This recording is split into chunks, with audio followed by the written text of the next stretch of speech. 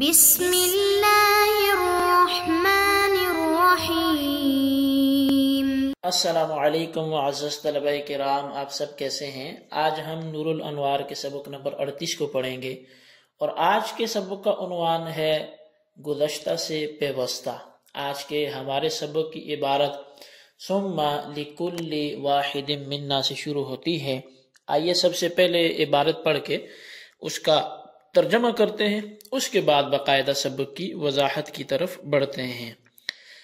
مصنف علیہ رحمہ لکھتے ہیں ثم لکل واحد منا ومن الشافعی فی هذا المقام قرائن تستنبت من نفس الآیت بوجوہ متعددۃ قد ذکرتها فی التفسیرات الاحمدیۃ بالبسط والتفصیل فطع علیها ان شئت۔ یہی ہماری عبارت، اب اس کا ترجمہ کر لیتے ہیں۔ پھر ہمارے اور امام شافعی علیہ رحمہ کے لیے اس مقام پر بہت سے قرائن ہیں جو متعدد وجوہ سے نفس آیت ہی سے پیدا ہوتے ہیں۔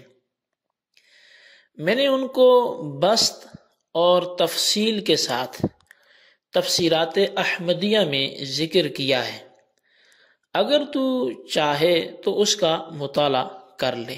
جی طلبہ کرام، یہ ہمارے آج کے سبق کی عبارت اور اس کا ترجمہ تھا۔ اب آئیے اس کی وضاحت کی طرف بڑھتے ہیں۔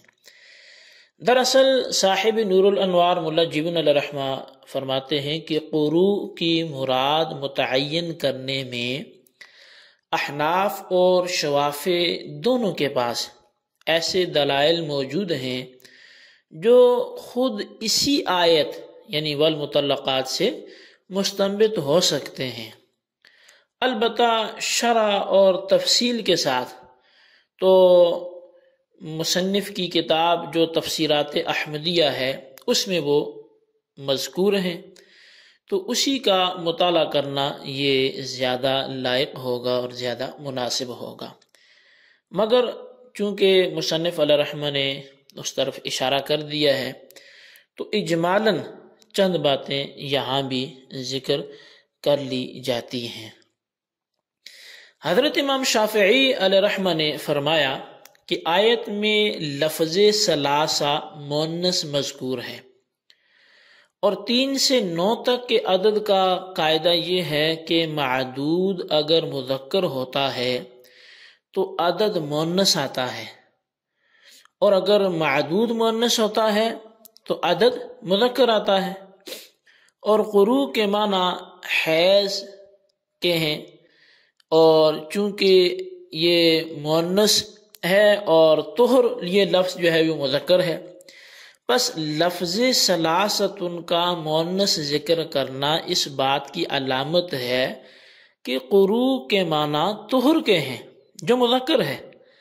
اگر قروء کے معنی حیض کے ہوتے تو لفظ ثلاثۃ کی بجائے ثلاث مذکر ذکر کیا جاتا، یعنی یہ ایک اعتراض کیا جا رہا ہے اسماء عدد کے حوالے سے۔ وہ یہ ہے کہ اس کو اگر مزید خلاصہ کرنا میں چاہوں تو لفظ ثلاثۃ، چونکہ ثلاثۃ قروء لفظ آئے ہیں کہ 3 اب قروء ہوں، وہ قروء سے مراد طہر ہے یا حیض ہے، تو اس میں شبہ یہ وارد کیا جاتا ہے کہ چونکہ ثلاثہ مؤنث ہے تو 3 سے لے کر 10 تک کی جو تمجیز ہے وہ خلافی قیاس آتی ہے، یعنی اگر اس میں عدد وہ مذکر ہے تو معدود مؤنث آئے گا، اور اگر اس میں عدد یہ مؤنث ہے تو معدود مذکر آئے گا۔ اب چونکہ ثلاثہ یہ مؤنث ہے تو اس کا مطلب یہ ہے کہ جو معدود ہے وہ مذکر ہونا چاہیے، اور معدود چونکہ قروء ہے تو قروء کو اگر آپ دیکھیں تو اس کے چونکہ 2 معنی ہیں، ایک معنی اس کا حیض بھی ہے، دوسرا معنی اس کا وہ طہر بھی ہے۔ اب سوال یہ ہے کہ ہم کون سا معنی لیں گے، حیض والا لیں گے یا طہر والا لیں گے؟ تو اس حوالے سے اس قاعدے کو اگر دیکھیں کہ اس کی جو تمییز ہے 3 سے لے کر 10 تک کی وہ خلاف قیاس آتی ہے، پھر ثلاثۃ چونکہ مؤنث ہے تو اس کی تمییز یعنی اس کا جو معدود ہے وہ خلاف قیاس مذکر ہونا چاہیے، اور ہم اگر اس مذکر کو دیکھیں تو حیض اور طہر میں سے وہ طہر ہے، تو لہٰذا اس سے پتہ یہ چلا کہ یہاں ثلاثۃ قروء سے مراد ثلاثۃ طہر ہے، یعنی قروء سے مراد طہر ہے، تاکہ وہ اس قاعدے کے موافق ہو جائے۔ اگر قروء سے مراد آپ حیض لیتے ہیں تو حیض تو خود مؤنث ہے، تو اس کا مطلب ہے کہ ثلاثۃ بھی مؤنث، حیض بھی مؤنث، تو اس میں عدد بھی مؤنث، معدود بھی مؤنث، حالانکہ اس کی جو معدود ہونا چاہیے تھا وہ خلاف قیاس ہونا چاہیے تھا۔ تو اب یہ بات بھی، یہ قاعدہ بھی امام شافعی فرماتے ہیں گویا کہ ہمارے موقف کی تائید کرتا ہے اور احناف کے موقف کا رد کرتا ہے۔ تو اب اس قاعدے کو جتنا آپ نے جانفشانی کے ساتھ سمجھا ہے، اب اسی طرح اس کا رد بھی سمجھنے کی کوشش کریں۔ ہم اس کا جواب یہ دیتے ہیں کہ نحوی حضرات لفظوں سے بحث کرتے ہیں جناب، وہ معنی سے بحث نہیں کرتے۔ آپ کیسے لفظ قروء سے طہر کو لے کر اور ثلاثۃ کو اس کے ساتھ جوڑ سکتے ہیں؟ طہر تو قروء کا معنی ہے، وہ قروء کا لفظ وہاں پہ نہیں ہے، یعنی طہر بے طور لفظ کے وہاں مذکور تو نہیں ہے۔ تو نحوی حضرات تو لفظوں سے بحث کرتے ہیں، وہ معنی سے تو نہیں کرتے۔ اور لفظ قروء جو ہے یہ مذکر ہے، اگرچہ اس کے معنی حیض مؤنث ہیں، لیکن جو لفظ ہے یہ مذکر ہے، بس لفظ قروء کے اعتبار سے ثلاثۃ کو مؤنث ذکر کیا گیا، تو خلاف قیاس تو ہو گیا۔ اب جب خلاف قیاس ہو گیا تو گویا کہ قاعدے پہ عمل ہو گیا، تو خرابی کدھر آئی؟ کہیں بھی نہیں۔ اب امام شافعی علیہ رحمہ نے پھر یہ بھی فرمایا کہ آیت میں تربص باب تفاعل سے ہے، اور باب تفاعل کا خاصہ ہے کہ تکلف اس میں ہوتا ہے، یعنی مطلقہ عورتیں اپنے آپ کو بتکلف روکیں گی، اور بتکلف روکنا رغبت کے زمانے میں ہوتا ہے، اور جماع وغیرہ کی رغبت عورتوں کو طہر کے زمانے میں ہوتی ہے، حیض کے زمانے میں تو ہوتی نہیں ہے۔ تو اب حیض کے زمانے میں تو بلکہ الٹا بے رغبتی ہوتی ہے، دوری چاہتا ہے بندہ۔ بس لفظ یتربصنا اس بات کی طرف گویا کہ اشارہ کرتا ہے کہ عورتوں کا اپنے آپ کو روکنا، یعنی عدت گزارنا طہر کے ذریعے ہوگا، حیض کے ذریعے نہیں ہوگا۔ تو اس بات کا امام شافعی کی طرف سے جو بیان کی گئی ہم جواب اگر دیں تو وہ یہ ہے کہ حیض کے زمانے میں عورتوں کو اگرچہ جماع کی رغبت نہیں ہوتی، لیکن نکاح کی طرف رغبت ضرور ہوتی ہے۔ قرآن پاک میں اسی بات سے روکنے کو کہا گیا کہ عورتیں عدت کے زمانے میں نکاح وغیرہ کی بات چیت سے اپنے آپ کو روکیں۔ بس جب یہ صورت ہے تو لفظ تربص جو ہے اس سے قروء کے معنی طہر کے ثابت نہ ہوں گے۔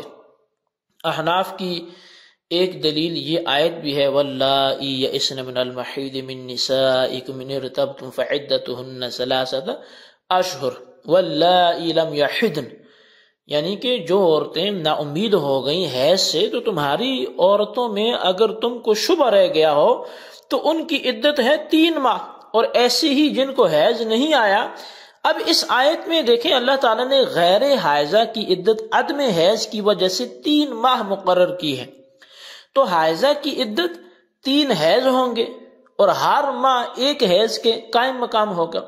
اور جب اس آیت سے حائضہ کی عدت کا 3 حیض ہونا ثابت ہوتا ہے تو ثلاثۃ قروء میں بھی قروء سے حیض مراد ہوگا، نہ کہ طہر مراد ہوگا، کیونکہ قرآن کا ایک حصہ دوسرے حصے کی تفسیر کرتا ہے، چنانچہ مشہور ہے ان القرآن یفسر بعضہ بعضا، بے شک قرآن جو ہے اس کا بعض دوسرے بعض کی تفسیر کرتا ہے۔ اور دوسری دلیل حضرت عائشہ صدیقہ رضی اللہ تعالیٰ عنہ سے ہے کہ بے شک رسول اللہ صلی اللہ علیہ وسلم نے ارشاد فرمایا طلاق الامۃ تطلیقتان وعدتها حیضتان، یعنی باندی کی جو طلاق ہے وہ 2 ہیں اور اس کی عدت 2 حیض ہے۔ اب باندی کا حق چونکہ آزاد عورت کی بنسبت آدھا ہوتا ہے، اس لیے باندی کی طلاق 1.5 اور عدت 1.5 ہونی چاہیے تھی، مگر چونکہ طلاق اور حیض متجزی نہیں ہوتے اس لیے 2 طلاق اور 2 حیض پورے کر دیے گئے۔ بہرحال جب باندھی اپنی عدت حیض سے گزارے گی تو آزاد عورت بھی اپنی عدت حیض سے ہی گزارے گی۔ حدیث کیونکہ اشارے قرآن ہے، اس لیے بھی اس حدیث سے ثابت ہوا کہ قروء سے مراد حیض ہے، طہر نہیں ہے۔ تو بہرحال یہ کچھ تفصیل اس کی اور بھی ہے جو آپ تفسیرات احمدیہ میں ملاحظہ کر سکتے ہیں۔ یہ آج کا ہمارا سبق تھا۔ تو اس آیت سے مزید کون کون سے قرائن اخذ ہوتے ہیں امام شافعی اور ہمارے بیچ، وہ کچھ ذکر کیے گئے، اس کو اپنی رجسٹر پر خلاصہ نوٹ کریں، بالخصوص ان سوالات کے جوابات دیں۔